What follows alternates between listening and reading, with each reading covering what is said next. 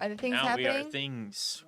Okay, what a terrible day to pick this shirt. I forgot. I We're forgot that stripey. I have to care about what I wear now. This is new for me. Hello, I'm new here. My name's Olivia Richardson. Welcome to the Medicare Cafe. We're in the pre-chat section, so if you just want to get down to the dirty goods, I got to be careful about the things I say. If you want to get down to the actual informative and educational content and you're watching the recorded version of this, just like fast forward a couple minutes.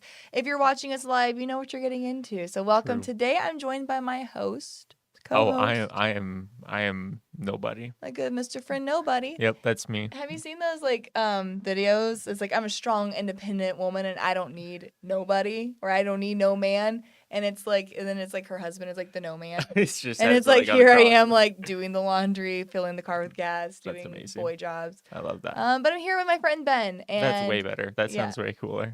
And it's been a minute for me. I haven't been on here in like 3 weeks. Yeah. So I'm kind of reintroducing myself. I was on last week. I was on last week, but I wasn't in here last week. But like besides last week, it's been a year. Well, I was in Hawaii, and then I was in Medicarians, and now and the problem with Medicarians is we advertise we're going live, we're going live, we're going live. Here's the problem. I did my job. You did great. Mm-mm. You did. I did. End of sentence. Yes, I did. Well, what happened was I was intending on getting down. Me and Chaylin did it live from Medicarians last week in Las Vegas, and there's not a quiet spot in a casino in Las Vegas, which is a problem. Wasn't going to be a problem because my good friend Sadie here, everybody say hi to Sadie behind the computer. She gave us the microphones, gave us everything we needed for that. It was going to be perfect. I was like, perfect, go off, queen. I am queen.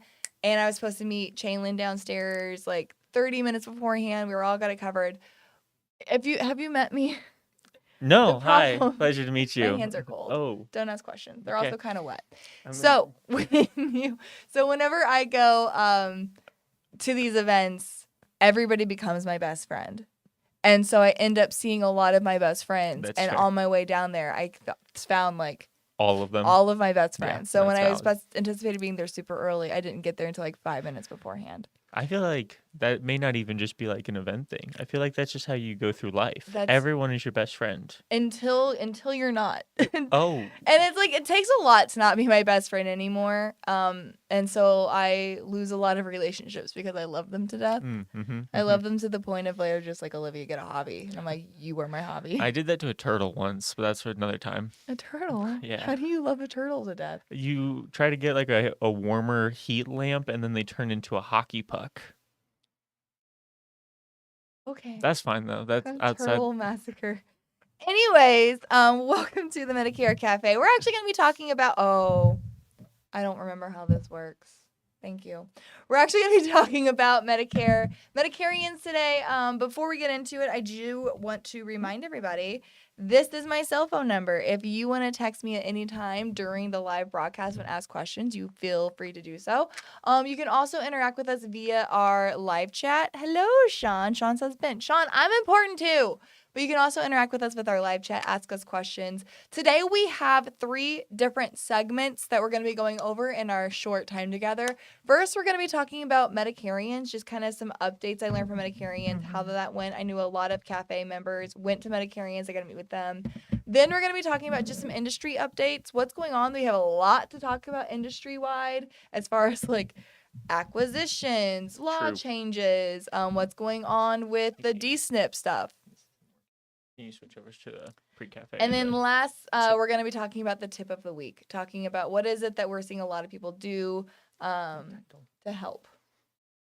And one more. It's not linked up or whatnot. Okay. Those are all the things. Let's get into the next slide. Medicarians review. Let's go over the next one. Okay. We're working really hard. Okay. So what happened with Medicarians? Number 1 was talking about meeting with all my besties. As we talked about, I got to see, Do you know anything about the in-person verification of Social Security? We'll talk about that. But when it came to Medicarians and getting my besties, number one, I do want to say thank you to everybody who came up and saw me. Senior marketing specialist, and Medicare Cafe. We did not have a booth this year. I was kind of like in the wild. I cannot be tamed. Please don't continue It's to a a booth. safari It adventure. was truly, and honestly, like it could have been.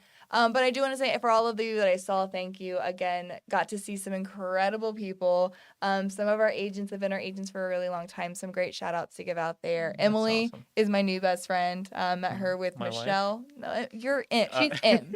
But I met Emily again. I saw Michelle and Sherry, Pete Alberti. Yes, Yeah, they saw they posted on Facebook one of like their Yes. boomerangs. I thought it just looked like they were having an absolute blast. It was so and fun. I that's didn't just so go. I fun. didn't make it. They braved it. We'll talk about this in the tips of the week. I'm not gonna follow my own rules. They was Flo Rida was the yes, Like Flo Rida, like the state or like the person, oh like the singer. I wish you guys could see it. I have a very capable Sadie crawling across the floor right now.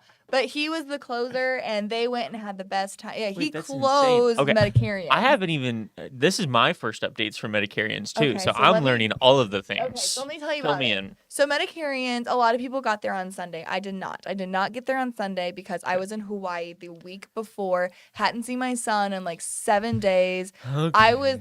It was a problem. So I went with myself, Matt Carson, who's our vice president of sales, and Shaylin Jackson, who is our MMG compliance officer, and then Dan Mangus, who is MMG vice president of growth and development or business growth, something. Anyway, so we all went. He's so Dan. He's Dan. So me and Carson went Sunday. I am just watching. I wish I had a We camera. need like a behind the scenes I know. camera. That'd We be went amazing.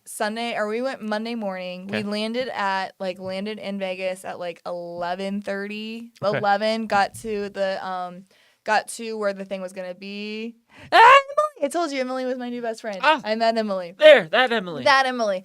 Got to the hotel, or got to where the conference was being held, which was confusing because it was at Caesar's Forum, which is not connected to Caesar's Palace. So we stayed at the Hera. Is that separate from the salad? Very different from the salad, Okay. less anchovy. Well, actually not. It was pretty gross in there. Anyways, so we went and had this a really amazing time. Got there. We went to Shaylin Jackson was doing like the first big panel of the day. Yeah. It was him, Amanda Bruton, Mhm. Danielle, I can't remember her last name, Boomer Benefits out of California, Okay. and then Dwayne McFerrin. Like a hell Wow. of a panel. Quite the lineup. Exactly. So we walk in there. I have never, gosh dang, like, do you want to be humbled so quick? Get turned away from the door at somebody like who is another one of my besties, Shaylin. I've worked with Shaylin for years, right? I got turned away. And immediately they looked at me and they're like, we don't have room. And I said, but I know him. And they said, everyone does. Find a different spot. I may have made up a lot of the dialogue, but the feeling was there. No. It was a full room. Wow. Literally, like, Vire codes would not let us in that room. So then we went to a different room where they were streaming it, right? Couldn't find a seat. Finally, we Wow. found a couple seats together, and then we had to get the last couple because they were standing room only. And what they were talking about is essentially like what is going on with the industry, what's going on with like how are we protecting agents. Yeah. Now Amanda hit pretty hard. It was one of the first times I actually heard Amanda Bruton like speak. Yeah. But she talked pretty in depth about like those NABIP, the National Association of People. They were talking about how they need to do these surveys and how like these surveys are really quick. Please make sure that agents are doing our job. She also said something interesting. Would love to hear your guys' feedback on that. We see a lot of like internal policing between agents. Like if an agent is doing something, they're advertising and they're poorly, they're doing something that compliance would have a problem with, potentially harming seniors. Yeah. If you see something, say something. You know, Yeah. like is it not playing nice in the sandbox to turn each other in? Yeah. She had an interesting thought on that. She's like, if you see something, say something type thing. I think my 2 cents on that, and this was something that like there was a lot of conversation on. My 2 cents on the see something, say something is like if somebody is causing harm to our reputation, someone is causing harm to beneficiaries, to members, 100% see something, say something, right? Unfortunately, or fortunately, depending on how you look at it, what I see most people complaining about and getting, and they're saying complaint to CMS. CMS isn't going to do anything about it, right? It's complaining to the FCC and complaining to like government associations that have teeth. My 2 cents on that is if no one is being harmed, no one is being less misled, it is not hurting our reputation, right? It is not a gross showing of like this person is ill intent bad. Let's figure out how where we're spending our energy, let's spending our money. If somebody has an ad that's out that maybe could potentially be seen as advertising OEP, no, like that's not compliant. Yeah, that is an issue, but do I want to waste my time going through the guidelines of somebody who could be potentially advertising OEP? No, I'm not going to waste my time, my energy on that. It's a huge conversation of return of investment. Like, Mm-hmm. we've always said it on the cafe and throughout our time is like our competition is not the agent down the street. Mm-hmm. And so just figuring out where you're putting your time. Obviously, like you said, if you can see that story being created that's going to lay on agent shoulders for the next couple years to come, then for sure mention it. But shoot, it could also be a conversation that you try to say something to the agent directly and just be like, hey, I noticed this. You may want to look into that. And just in passing, I think it's like intent. You can understand the Exactly. intent pretty easy if it's just like, and anyways, we don't have to get into that. That's not the purpose of today, but it was just really interesting. A lot of agents really rallied around what NABIP is doing, what our legislation is doing for us. So some good conversations. It was a really good call out to why it is important to be involved and to get involved with your NABIP, local NABIP chapters 100%. as well. So that was really cool. I will mention one other thing I saw as far as Medicarians was concerned is something that I hadn't really even seen yet, being that I sit on a lot of different councils for the Integrity Tech. Yeah. Integrity is launching some new technology. Couple things. One should be by Q2. The rest of it should be by AEP. But talking about getting Medicare supplements integrated into the quote and enrollment platform. To where like Medicare supplements, like you will go on Medicare Center, quote and enroll, and you won't have to switch to the CSG to quote and enroll Medicare supplements. So that should be by AEP. That's exciting. Very exciting. Very exciting. Again, just kind of pointing to like the amount of resources being dumped into 100%. Medicare Center. I feel like that's already been one of the things mentioned this year to agents that I'm working with is like, hey, like, yeah, I really like this platform, but bouncing back and forth doesn't always make it the easiest tool to use. I understand it has a great, solves a lot of those problems, but making it easier to use will be awesome. Yeah. That's super cool. The other one that I was most excited about, because it's the number one complaint I get from larger agencies with Medicare Center, is that there's no oversight for production. By the end of Q2, by I'm hearing June, we should have what they're called agencies integrity for agencies, to where you'll actually be able to see your downlines production, downlines information, all of that, and even help your downlines get contracted. So if you're running an agency that you're a recruiting agency, you're bringing people on, you'll be able to do all the contracting and everything through Medicare Center, and you'll actually be able to track the production through Medicare Center and like see, what your leads, all of that. I feel like I'm Paul Blart, need to go warn that the British are coming. I know. No. I'm very excited. That one actually got like a huge attention. Super cool. So asking questions because that's who I am. I won't know, but you can ask. I'll feel bad about myself. Go for it. Will that include like agency book of business? That way downlines can track all of the agents, all of the clients together? I can't imagine there'll be book of business, no. But it would be like app tracking and all of that would be available for an agency. The reporting side. Yeah, the reporting side. And that's ready awesome. to sell and all that stuff. So really exciting, really good stuff. Big things to roll out there as well. So that's Medicarians. Again, there was a ton of other stuff that was going on. Had a lot of meetings. Got to see a lot of people, but overall the conversations were really geared around how do we make sure that agents work on their image and make sure that like the new administration sees what insurance or agencies are doing. And we're seeing a lot of that. Again, we'll get into some of this stuff with the industry updates, which I think is next. Yeah. I mean, we're in a huge time of change and difference of like what all of this. When there's a time of change, it's very easy to assign the wrong like scapegoat, I guess, if you will, and it very easily could be agents when all this change is happening. So one, making sure you guys are educated, but then also working with NABIP, working with those other chapters is going to be even more important this year moving forward. And so that was again talking about what's going on in the industry. Obviously, we talked about we didn't talk about this, but I know oh my gosh, RFK, right? Mm-hmm. Talked about how we're making huge cuts to the human health and human health services, Yeah. and that's more so talking about like combining departments, things like that, really Yep. cutting down on the number of staff. Now, half of those staff that they're cutting down is like cutting down 10,000 staff members. About half of them are people who voluntarily left when the Trump administration came into place. Yeah. The other half are people that are going to be basically their jobs are going away for a lot of this stuff.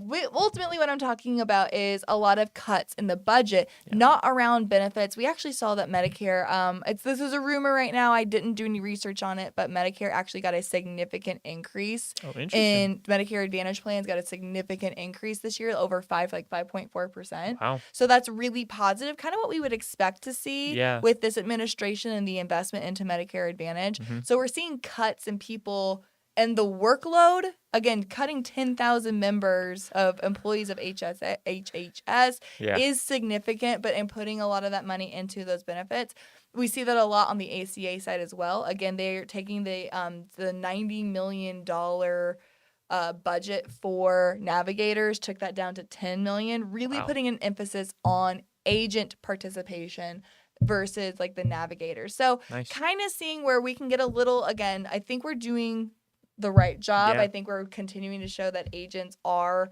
continuing to be a source of information 100%. that's not costing the government, it's costing the carriers to do that. Yeah. We'll continue to work on that. Let's talk a little bit about some other industry updates that I heard. Number one, the 2026 final rule. It came out last week. Oh, yeah.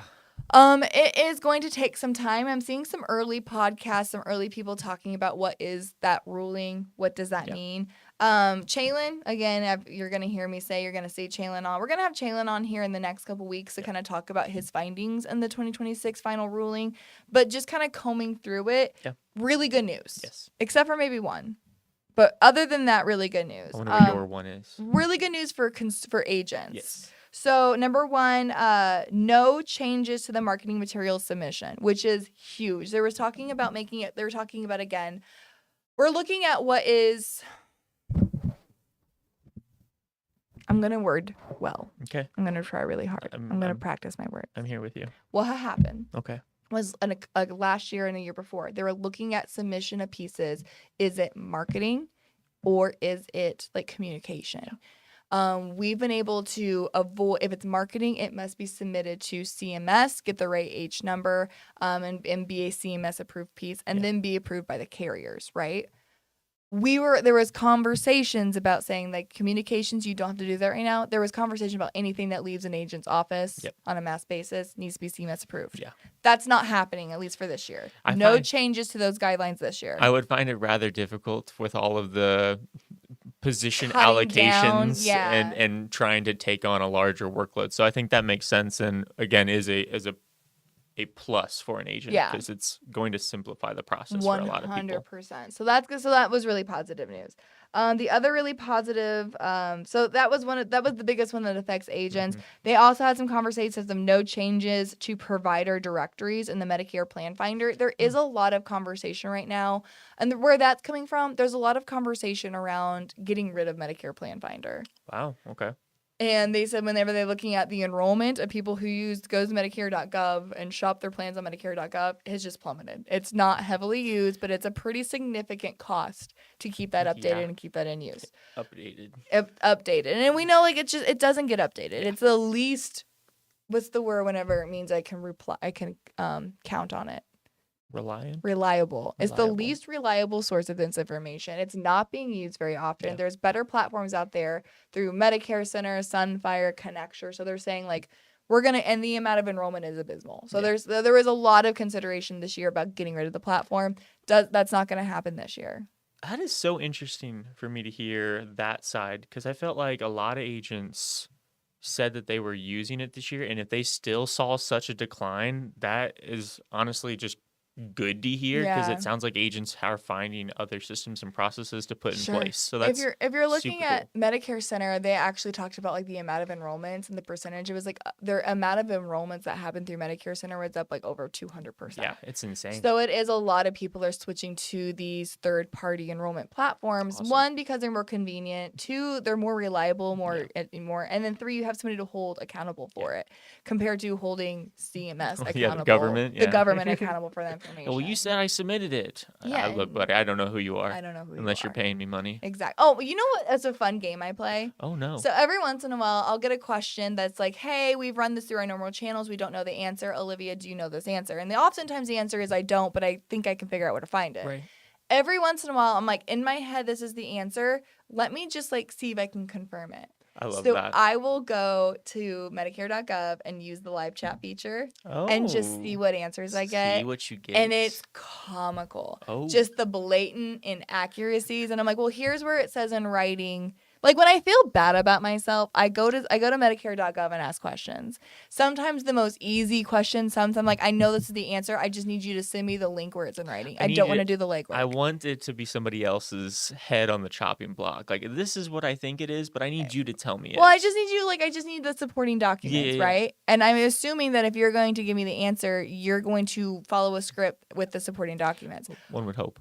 Hilarious. So Tune don't in do next it week so to wrong. our next Medicare Cafe segment where we bring in Medicare.gov live chats. That would be really fun. I actually might do a screen recording where I'm just like answering really easy questions to CMS, to Medicare.gov, and just see what they, because I've yet to get a correct answer. And I've used it several times. Yeah. So just keeping that in mind. Wow. The third thing that they talked about on the new final ruling was that there was going to be no Medicare coverage for anti-obesity medications. Wow. So that one was one that I was like, maybe we don't love that. Maybe we don't love that, like those blockers are not going to be covered.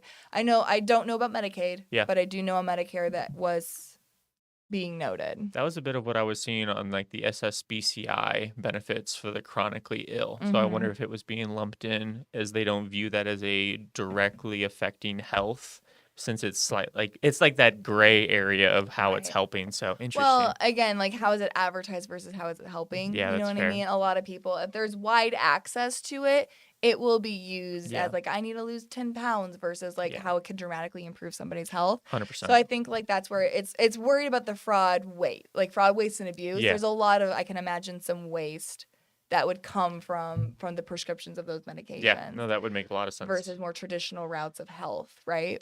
The abuse side too, you could even see someone getting that prescription and then selling it themselves to people who don't absolutely need the prescription. So yeah, I could see that. So really great question from William. William says, does the general public have access to other platforms to do the shopping themselves, or are they only for subscribing agents? Great question. So I can't speak to a lot of the other platforms. On Medicare Center, the public does have access to it through Plan Enroll. Yeah. The public will not know the platform as Medicare Center or Integrity for Agents. They do have access through Plan Enroll, which is really great for agents who use Medicare Center. Amazing. Because they actually will get, if the consumer gets on a Plan Enroll website, starts quoting themselves, and they say, I need help, I need to talk to an agent, it actually becomes a lead source, and oftentimes a free lead source to agents who are actively engaged in Medicare Center. A lot of the agents and agencies that I work with this past AEP, William, used Plan Enroll in conjunction with Medicare Center. That way, if a client felt confident or wanted to make the decision themselves and didn't want to set an appointment, they had the ability to do so in that freedom. And the agent can still be, tied to that person and take care of them in the future. Or if they still wanted the to talk it over with the agent, they had the ability to schedule that or work with the agent. So yeah, there's a very good two-way street with Plan Enroll and Medicare Center. I still feel like I dressed well. This is kind of appropriate. I think I could blend in. If you just were horizontal, you would might. But not on the arms. I feel like I'm distracting myself. I have my ADHD. I did the same thing with an Integrity quarter zip, the one that has like the really thin lines. Yeah, I wore that last time, and I was like, I feel like I'm one of those like cartoons where you drag the lines over the other lines. Exactly. We should do like this. Remember the song? Because you didn't have to cut me off in the video, and they're all like painted into the wall. I want to do that. Yep. Lee says, can they use the Plan Enroll for WellCare Value script? Yes. All right, let's get into, well, I'll say it like this. It has to be agent enrolled for that one. They can't go to the plan without the agent and do that for WellCare. They have to use the agent for that. Yeah, they might be able to see it still, or is it not visible? No, That it one should be visible. should be visible, and then we just have to work with the agent to enroll. Perfect. Bingo. Bing pot. Boom, boom, bow. Bing bop bing blue. What is that? Bing, bong, bang, boo, beep. You're asking. Oh, Sadie might note it. In other words, my son the other day referred to Winnie the Pooh as the poop bear. He's like, Put some respect on like, Winnie the Pooh's the poop name. bear. And I'm like, the poop bear? I'm like, is it give Smokey the bear like a little brother? Like, what's the poop bear? And then he's like, no, it's Poop the bear. Oh. You mean Winnie the Pooh? He's like, yeah, that one. That's amazing. Anyways. I love that. Let's get into a couple more industry updates really quick. Sorry, Sadie, I kind of threw that one on you. Want to talk a little bit about two major updates. Manhattan Life Medicare supplements. Reminder, Manhattan Life is basically two companies. One is their Medicare supplements. The other is their supplemental products like their short-term care, their dental vision hearing. They have an ACA. It's not replacement, an ACA alternative option as well. That's really, really popular. We're not talking about them. We're talking about their Medicare supplements. Discontinuing the sales of Manhattan Life's Medicare supplements. Shocking. I mean, there's been a lot of companies that have come with like discontinuing their Medicare supplements. I did not expect this from Manhattan Life. I would agree. That one, like, because Manhattan Life has been around since has been selling med sup since 2016, 2015. Maybe even earlier than that. So this one is kind of a shock to me. This isn't a fly-by-night. This isn't a one that popped up and decided not to. So just an update. They are no longer taking applications through April 30th. So you have until April 30th to actually submit business for that. It does not affect renewals, does not affect your commissions, does not affect current policies. Just keep in mind, and it's hard. I'll say it like this. What I would expect from other Medicare supplements when they do this is you're no longer taking new lives. You're no longer taking this business.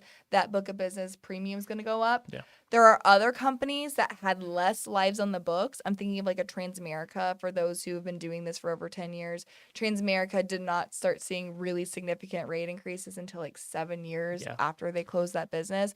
It is possible that not taking on new business will actually keep that book of business healthy. Yep. Because of, again, all the guarantee issues and all that stuff, it is possible that we're not going to see massive rate increases on the Manhattan Life MedSup business because the new business is what's killing them. 100%. So I'm not saying like, hey, the rates are going to be stable. It's going to be fine. I'm just saying don't jump ship yet. They may be able to sustain on the current book of business good rates because they're not taking on the bleeding business. I'd also add this would be a really good time for you as an agent to make sure that the clients hear from you about this because I could see it very easily the client understanding this as their policy is being canceled.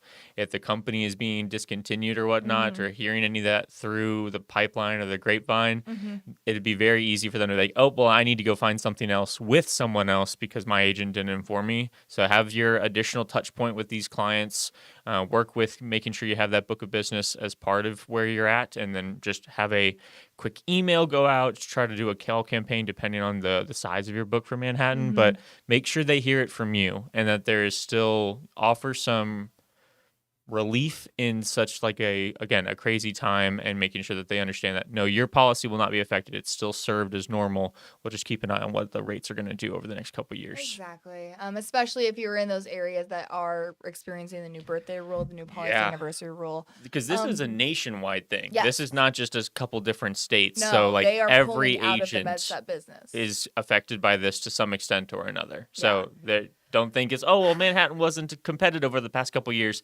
If they were competitive 5 years ago, it's still affecting these clients and all that type of stuff. And we had a lot. I mean, here in Missouri, it was still a competitive plan that people wrote. So just understanding it is nationwide. It will affect what's going forward. We'll keep an eye on what the book of business does. But it is, don't jump ship. It is possible that book of business, the rate increases are not more so than other carriers. I want to ask you a question real quick. Okay. Do you think it is at all possible that they are discontinuing new apps for this block and considering opening a new one? I don't. Okay. I don't think that because if they were, then that's exactly what they would do. Pulling a product from the market is kind of suicide to that brand. Okay. Look at Aflac. I mean, we're just now kind of getting over the Aflac hump back from 2014 when they did this. 2013 is when, it would have been 2014. They came in like 2013, left in 2014. Like we're still having agents who won't write it because of that. This is suicide to a brand, quite frankly. So they would have announced, hey, a new block is they coming. They would have just done what other carriers do. Mutual does it all the time. A lot of carriers will come in. We look at Cigna, they do it a lot where they just kind of sunset one plan, submit new paper.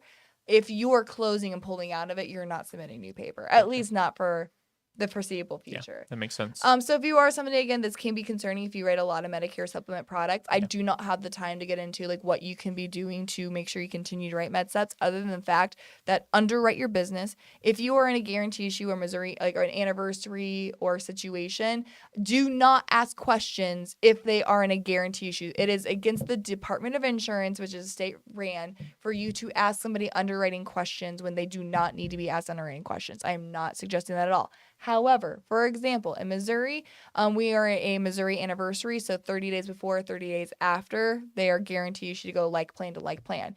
What we're seeing a lot of agents in Missouri do is they will meet with their clients 90 days in advance, underwrite them into a new plan, and if they cannot, and for whatever reason, their health or whatever the case may be does not allow them to underwrite into that plan, then they will wait until the Missouri anniversary and do the business there. So the client is being taken care of, but oftentimes the book of business is healthier. The agent gets paid more commission, and oftentimes the client will then have the opportunity to switch from a G to an N. Yeah. The other thing I was going to mention is make sure if you're not presenting plan N, start. Yeah. Learn about it. Everything. Truly. And if you haven't, I talked about this. I'm seeing high deductible plan Gs talked about more than ever. Whenever high deductible Fs were a thing, I saw them occasionally. Yeah. United American, I believe it was, built their business off of high deductible plan F in Florida. It was fine. Like I didn't really see it take off. I'm hearing so much about high deductible plan Gs. So understanding, like maybe start looking at your hospital indemnities with high deductible plan Gs, giving those a look. But if not that, then certainly plan in. Because there's a couple also, or at least a carrier that offers like a different style, the innovative plan G, that I think is kind of maybe a hybrid between full high deductible and a traditional plan G. So becoming a long story made shorter, just make sure you're aware of the options that your different carriers are offering. That way you know what you can be offering, and it doesn't just have to follow whatever system you guys have in place. Plan N is huge. Like if you're not talking Plan N right now, you need to be. Make sure you're familiar with it. I've never been accused of making a long story short. I quite literally do the opposite. I make short stories very long because I love talking. Oh, no, that was for me. Sorry. I'm just saying, like I that is not a thing that I've ever been accused of. No one has ever asked, Olivia, we need more details. Like I've never had that question. Like, hey, tell me more. It's usually like, shut up now. The last big thing I have for this, and then we're going to get into the tip of the day, I swear, is talking about the Cigna, what happened with the Cigna stuff. Oh, changes in the – I just want to make sure you guys understand. I'll get to that really quick because that's a quick hitter. Yeah. Obviously, we know the Trump administration went ahead and rolled back a lot of what the Biden administration did as far as having sexual orientation and or transgender things of that nature actually be protected and actually be something that is required to be asked on government official documents. Whenever that happened, a lot of agents asked, why do I have to answer this question? My consumers are confused. Why do I have to answer that? It's because when you fill out a Medicare Advantage application, it is a government official document. It is a CMS document. The Trump administration made that clarification required on government documents. Yeah. The Trump administration said is reversing all of that, is saying that like you do not, it's not saying you can't include it. It's saying you do not have to include it. And so you're seeing a lot of those get rolled back. So just understanding why we're seeing the changes, why this is in the news, it's being rolled back because the Trump administration is reversing those decisions. Perfect. But the Cigna information, obviously Cigna on March 19th did announce its basically sales or its transition into, God, what was it called? Sadie, can you go back to that slide? Because I had the name on the slide. On the health Care Service Corporation, also known as HCSC. You're going to start seeing a lot of information coming through about, like, again, we're seeing a lot of the leadership there at Cigna change their position from Cigna to HCSC. Yep. You're going to see a lot of that. They actually are changing a lot of what we see typically when a company phases out, goes from, like, with Wellaby and Medico, right? It was, or with Aetna and American, all those. It was, you see this brand this year, and then next year it's going to be an HCAC company. Then you see it, now they're co-branded.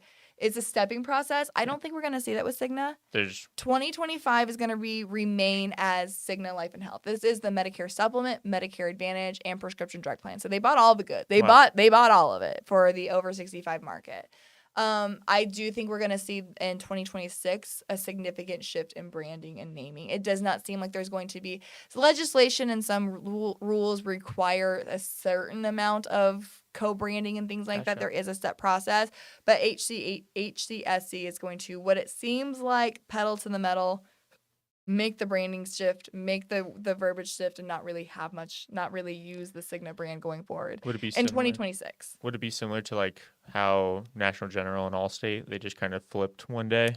Yeah, I think closest. The closest I can get to where you really don't hear about National General. It's all now Allstate. Gotcha. And National General is like a little. Yeah. You're gonna see really similar branding. Cool. As far as like what that shift goes. In 2025, it's gonna remain the same. Gotcha. Cool.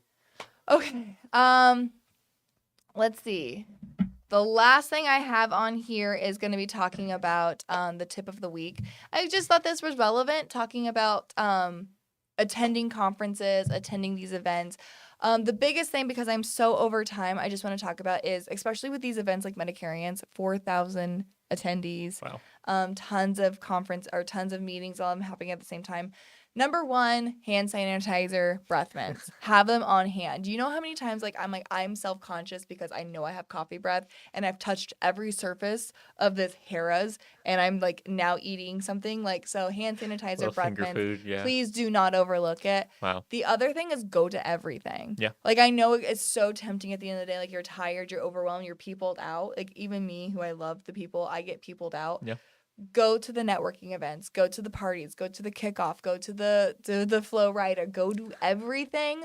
And please try your best to be present while you're there. I understand just because you're here, if you don't answer a phone call, that might mean you don't get a sale. I understand that.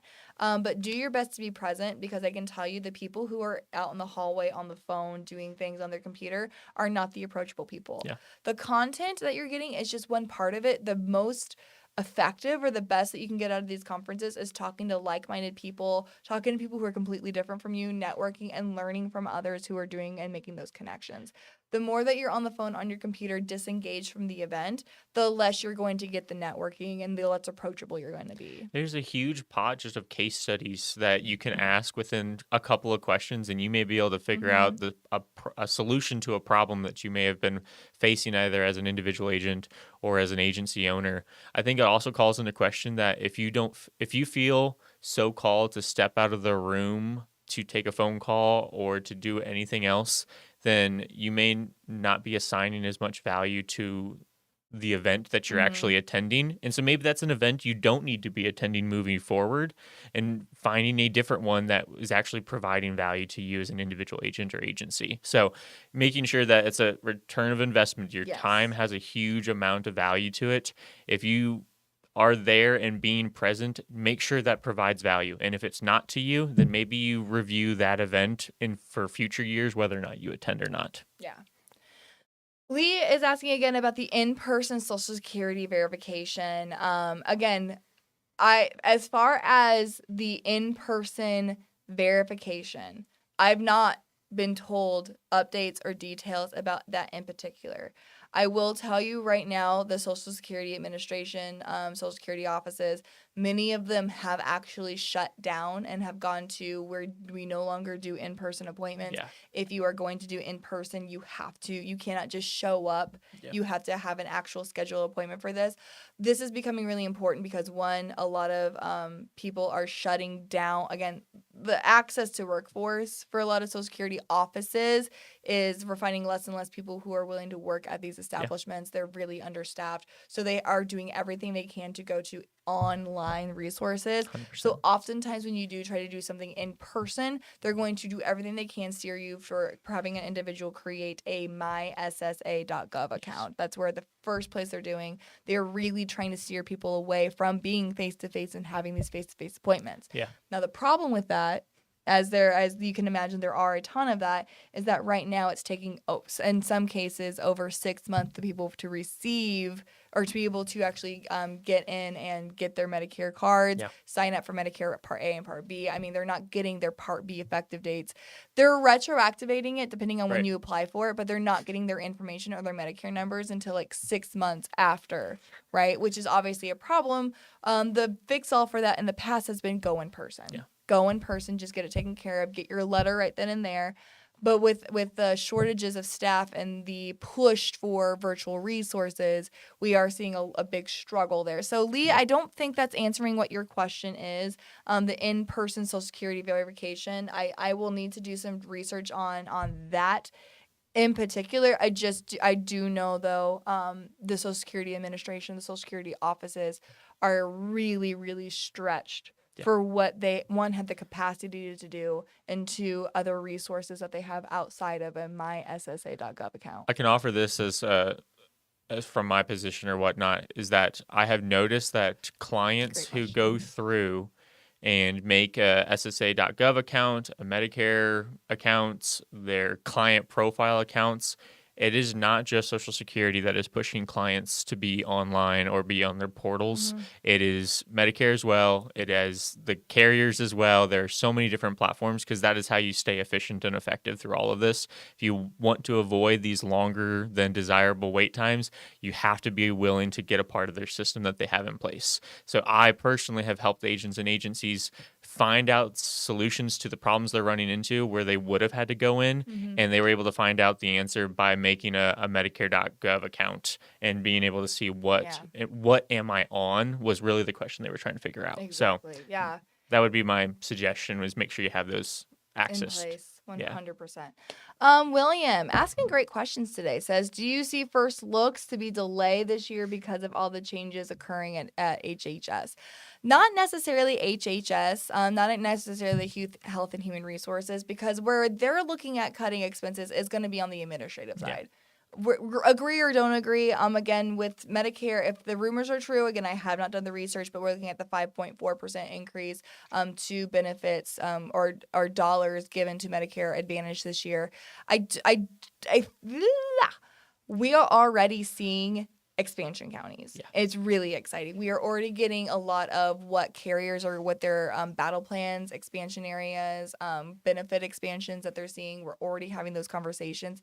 They will have to be submitting their plans to CMS the first Wednesday of June, and that's coming up rapidly. Yeah. A lot of them have already submitted initial things to CMS, so we're already they are already pretty understood about what benefits are going to look like next year.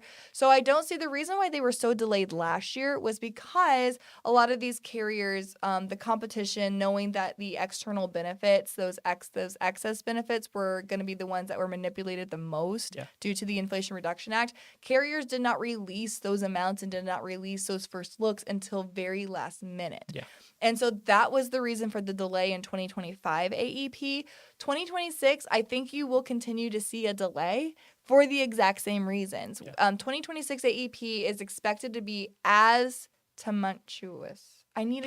Tumultuous, thank you. I need to quit trying to say that word. Every episode I try. You do actually. It's such a good word, though. Tumultuous is going to be, they're considering that it's going to be as tumultuous as 2025 was. Good news for agents. Most agents saw the best years of the best AEP of their life last year, this AEP. So great news, but just knowing that there's going to continue to be a lot of upset in the market because those carriers are now trying to correct.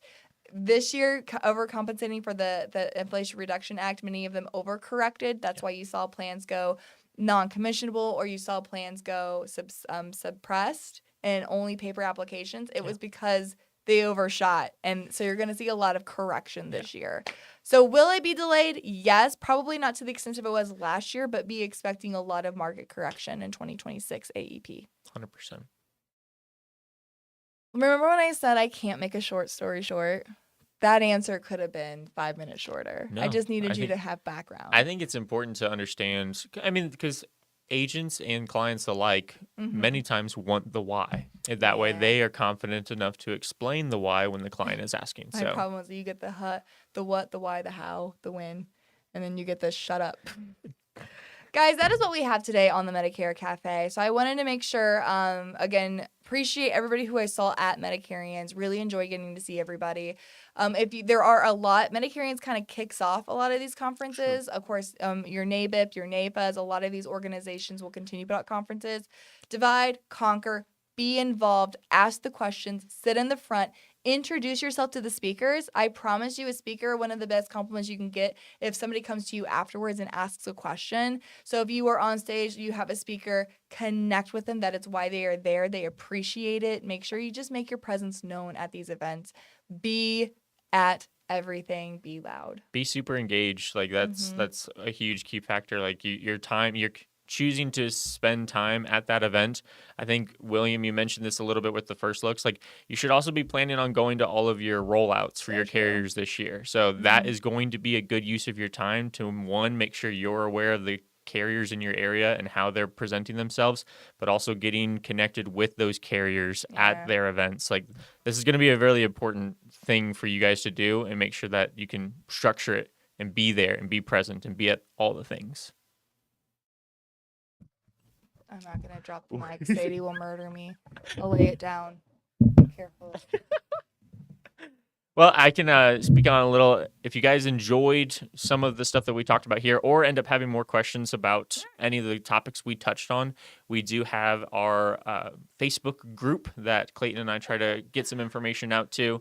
So if you have questions, I know there's a couple really good ones recently asked in there. So it's a spot for you as an agent to converse with other agents, the virtual option of a Medicarian style. You have a bunch of case studies in this Facebook group that are all, brought together because of us crazy people. So if you guys enjoyed today, then I would highly suggest and recommend joining that so you can ask some questions. Next time, I swear. Terry asked the question. Terry, my favorite, longtime listener, everyday caller. And I was in California one time when I was on my layover to Hawaii, and I was like, Terry, where are you at? I was in the airport. I don't think Terry wanted to go to the San Francisco airport. I don't blame him. Are agents allowed to help people sign up for a Medicare.gov account? And then he says, do not watch Winnie the Pooh, Blood and Honey. Wasn't that the one whenever Winnie the Pooh, they were long enough that they lost their trademark or whatever it is, copyright? They lost their copyright because it was around for so long. Yeah. And then this person made a horror film about Winnie the Pooh. Is that what you're talking about, Terry? Pretty sure. Because I saw the advertisements for that. Oh, what a world we live in. Okay, if you guys, anyways, great question, Terry. Yes. Okay, so technically I don't believe you are allowed to help somebody sign up for a Medicare.gov account unless you are somebody who is, they call CMS and say this person is allowed to speak on my behalf, right?